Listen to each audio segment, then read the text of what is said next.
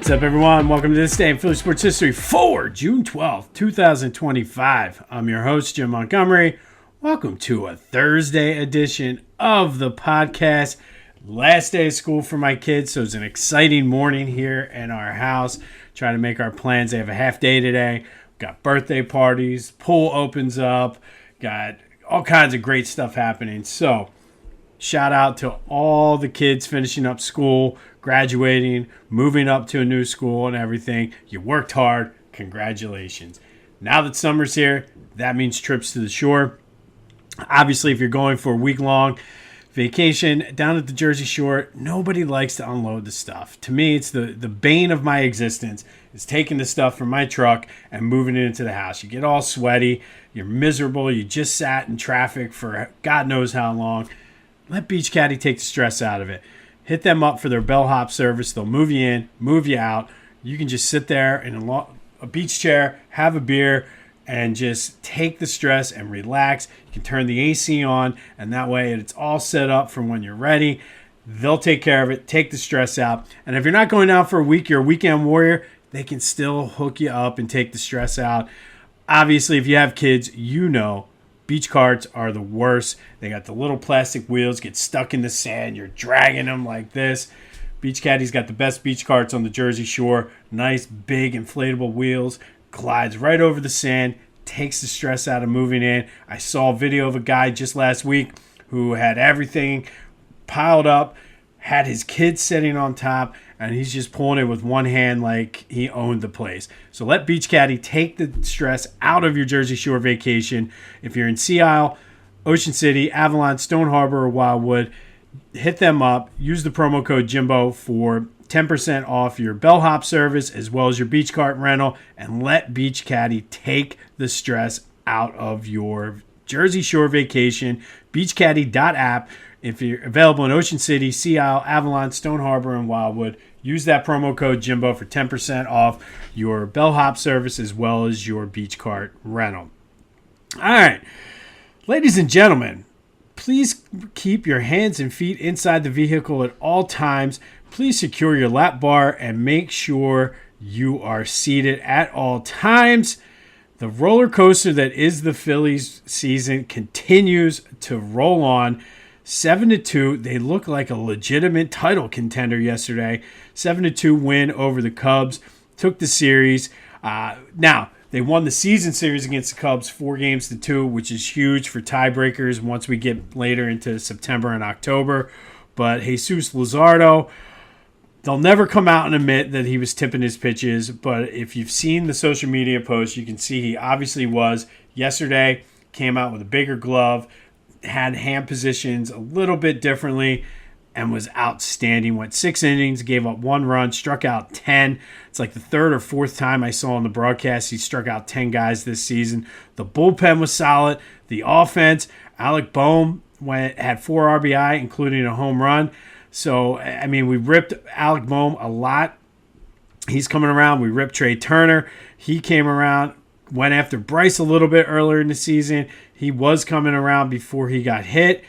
Yesterday, if you listened to the show, I went after Kyle Schwarber a little bit, saying, where's June Schwarber? Well, it's hitting season. Hit a home run yesterday.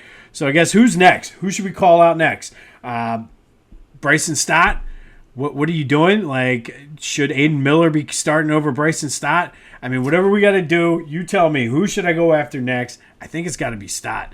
Actually went after Marsh a little bit, and he started coming around too before he hurt his elbow. So, good win. The roller coaster continues.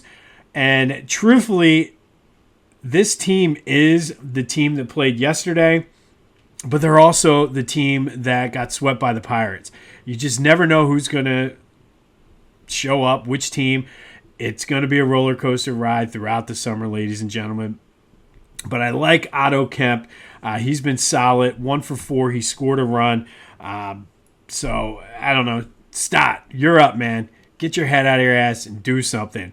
I'm sick of, popping up, short fly balls to center field. I feel like that's all he does. Now, he's having good at-bats, working counts. I guess it'll come. But come on, Stott. It's your turn now. They're off today. Open up a home series against the Blue Jays tomorrow. Get to relive the trauma and the PTSD that is Joe Carter all over again, all weekend. But it's all right as the Phillies take 2 out of 3 from the Cubs. And really, will the real Phillies stand up? I don't know. All right, let's get into some quick housekeeping. First and foremost, shout out and good luck to the Upper Dublin Cardinals today, who take on I'm not sure what their mascot is, but Shaler in the PIAA 5A state championship game today, 4:30 up at Penn State. Looking forward to that. My son's teacher son is one of the pitchers on the team. Good dude. She's a great teacher. I've had many conversations with her throughout the year, just obviously about my son, but like talking about him getting into baseball, pitching, and how her son was the same way. So good luck to the Upper Dublin Cardinals today as they take on Shaler for the PIAA 5A championship.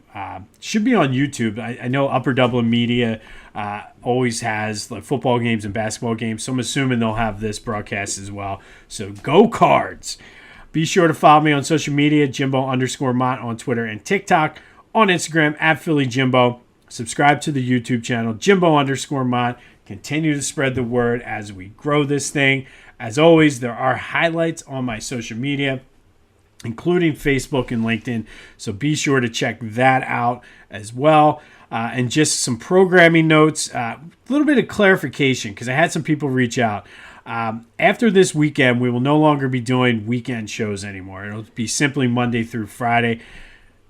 This Day in Philly Sports History is not going anywhere. Monday through Friday, there will be This Day in Philly Sports History. There would seem to be some confusion about that.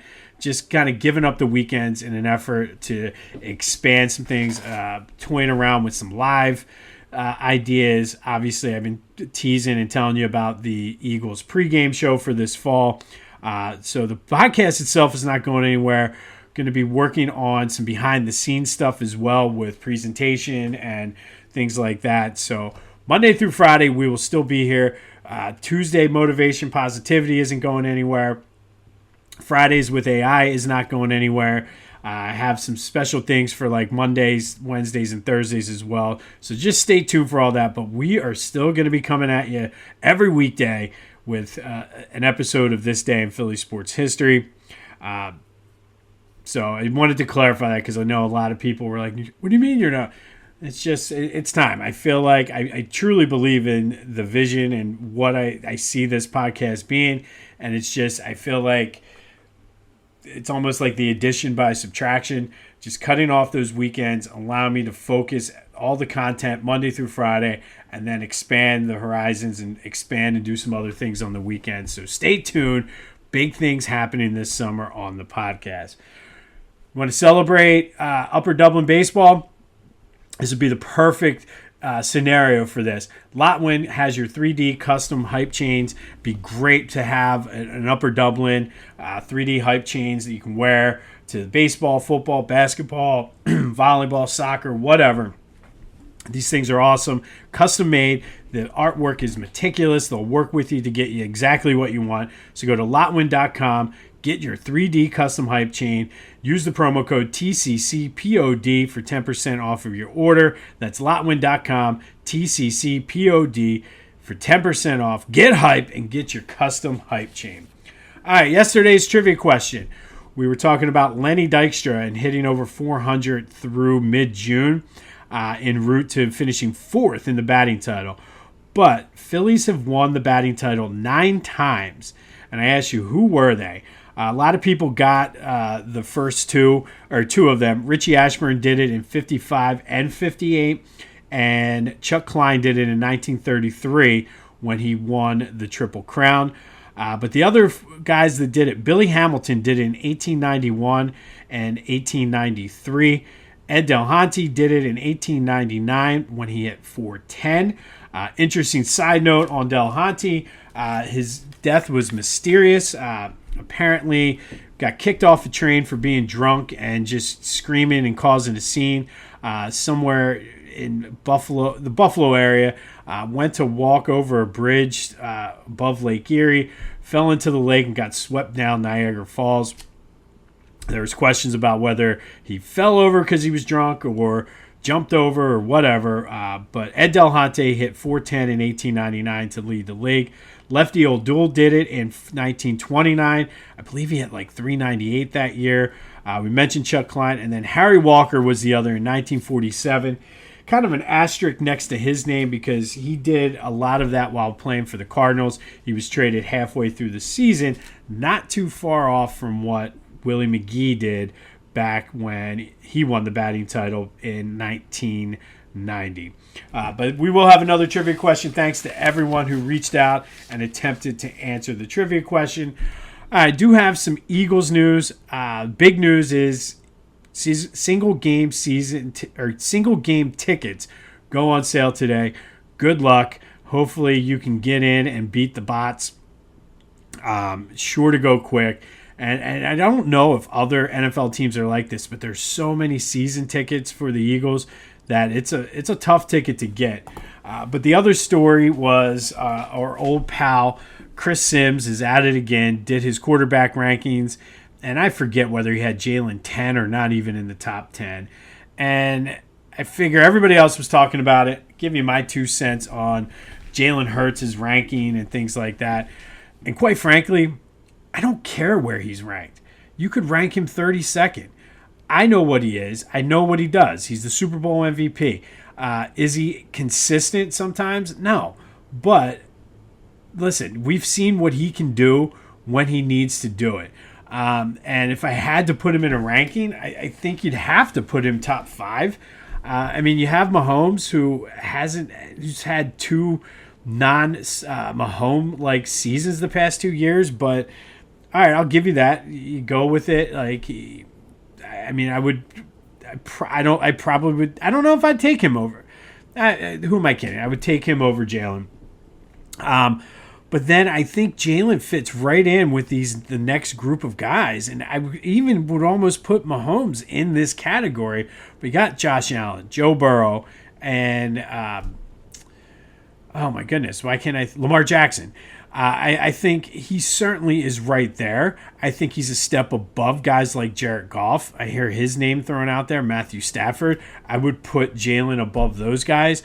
And truthfully, I would take Jalen over a guy like Burrow. I would take him over Lamar Jackson, who can't win in the playoffs.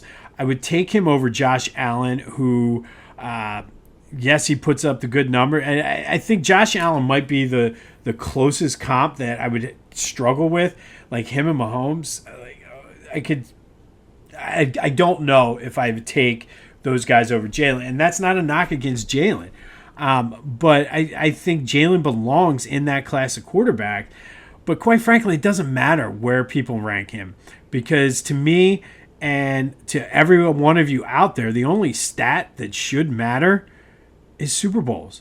And Jalen is 1-1 in Super Bowls. And only 2 quarterbacks have won Super Bowls in Eagles history.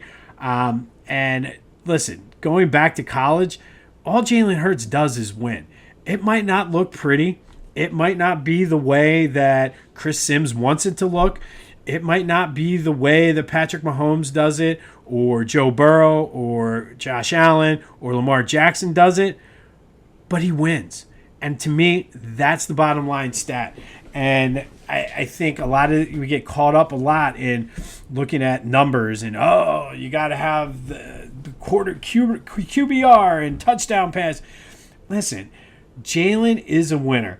And if the game is on the line, he's one of the guys that I would want in there with the ball in his hands. We talked about that at the Super Bowl last year. If the game was close and the Eagles were either up 4 or down, like a 4-point game, who would you take? I'd rather have Jalen Hurts in the offense coming down trying to score the game-winning touchdown. So that's just like my 2 cents. I think the whole ranking thing is just something to get people talking in the offseason. And I hate that I'm even acknowledging Chris Sims because dude's a knucklehead, and that's putting it lightly. But, I mean, he did what he wanted to do. Here we are talking about it. But let me know your thoughts on Jalen. Where do you see him ranked? Does it matter? What do you need to see from him? Let's have a little bit of Jalen Hurts conversation today. Hit me up on the Discord channel. The link is in the description. Just take the invite and let's go have some good Philly sports talk. Also, hit me up on the Back to the Future voice and text line if that's easier, 267-495-8531. Get that. Anything else? Want to talk about the roller coasters, the Phillies? That's all fair game too. Hit me up on my social media. But what are your thoughts on Jalen and his ranking, and does it even matter? As long as he's winning, you could, like I said, you could rank him 42nd. I don't care. You could rank him as the third best quarterback on his team. I don't care, as long as he keeps winning. All right, June 12th. Got a couple Philly tidbits today. And first, this is an interesting story. We're going to go back to 1959. Richie Ashburn singled in a game for the Phillies in which they were no-hit. Doesn't count as a no-hitter, though. Confused? Let me explain. So, the Phillies and Giants were playing at Connie Mack Stadium. Ashburn got the first hit for the Phillies in the bottom of the sixth inning. However, the skies opened up, started raining. The game was called, and they reverted back to the score after the fifth inning to make it an official game, meaning the Phillies got no hit, even though Ashburn got a hit that day. Why doesn't it count, though? Well, back in 1991, Major League Baseball instituted a rule change that no-hitters must go at least 9 innings in order to count as an official no-hitter. So McCormick's no-hitter for the Giants that day is off the books. So even though in an official game the Phillies got no hit, even though Richie Ashburn got a hit in a game that didn't count because of the rain, the Phillies didn't get no hit. So if the Phillies get no hit and nobody's there to see it, did they really get no hit? Riddle me that. Anyway, just an interesting little tidbit there in Phillies history. Then in 1987, another interesting one. Phillies lose to the Expos 13-6 in a game that they were never really in. But one of the cool stories out of this game was right fielder Glenn Wilson threw Expos pitcher Bryn Smith out at first base in the second inning. Yes, he singled to right. Glenn Wilson's arm was outstanding, fired at the first, and got him out before he got to first base. Not the first time in his career he did that. He did it the year before to Keith Moreland of the Cubs, and he would do it again later that season. So Glenn Wilson, with a rifle arm in right field, threw out Montreal pitcher Bryn Smith at first base on this day. Now, Glenn Wilson was one of those guys who came in with sort of high expectations and didn't really they didn't put a good team around Mike Schmidt but he played 4 years with the Phillies, hit .265, 49 homers, 111 RBI, did make an all-star team in 1985. Just unfortunately, they had no pitching after Steve Carlton left. But on this day, Phils lose to the Expos, but Glenn Wilson throws out a runner at first base from right field on a base hit. And then fast forward to 2008, Phillies beat the Marlins 3-0 behind Jamie Moyer, who went 8 innings, gave up 2 hits, struck out 3. Brad Lidge came in and got the save. It was his 18th straight save with the Phillies. First Philly to start a season with 18 straight saves. We all know the story in 2008. Would go 41 for 41 and then get added 7 for 7 in the regular season. But on this day, Brad Lidge started the season with his 18th consecutive save for the Phils en route to 41 in a row, 48 if you count the postseason saves as well. That does lead us to today's trivia question. Brad Lidge, during that stretch, had 47 consecutive games without a blown save, dating back to the 2007 season with the Astros, going into the 2009 season. That doesn't include postseason. So 47 consecutive games without a blown save. As far as I could tell, that is a Phillies record.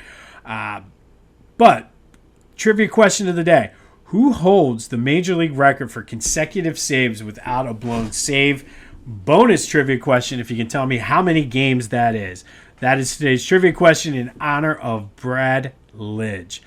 Be sure to check out my boys at the Clashing Conferences podcast. Great things happening on the Sports Fan Network. Go to clashingconferences.com to see how you can join and get involved. Lots of great things happening. They're always looking for members. This is a great group of guys.